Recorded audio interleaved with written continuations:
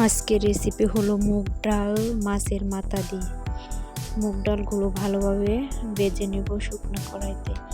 ভালোভাবে ভেজে এগুলোকে নামিয়ে নেব একটা বাটিতে। ভাজা শেষ, আমি এখন এটি নামিয়ে নেব বাটিতে। ভালোভাবে ধুয়ে এটি পরিষ্কার করে রেখে দেব। ডালে দেওয়ার জন্য হলুদের গুঁড়া, মরিচের গুঁড়া নিয়ে নিলাম। এখন মাছে হলুদ মরিচ ভালোভাবে মিশিয়ে নেব। মরিচ হলুদ মিশিয়ে আমি কড়াই বসিয়ে দেব, এতে তেল দিয়ে দেব। পরিমাণ মতো তেল দিয়ে তেল গরম হয়ে গেলে মাছের মাথাগুলো ভালোভাবে তেলে ভেজে নেব। এখন মাছের মাথাগুলো ভালোভাবে ভেজে নিয়েছি। সম্বাসী শুকনো মরিচ, কাঁচা মরিচ, রসুন কুচি, আদা কুচি, পেঁয়াজ কুচি এগুলো দিয়ে দিব। আর জিরা বাটা নিয়েছি, শেষে দিয়ে নামিয়ে নেব।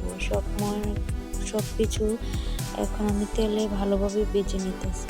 মাছের মাথাটাও দিয়ে ভালোভাবে ভেজে নেব। তারপরে যে ডাল সিদ্ধ করে রেখেছিলাম ডাল দিয়ে দিলাম। ডালটা ভালোভাবে মাছের মাথার সাথে মিশিয়ে নেব নাড়াচাড়া দিয়ে।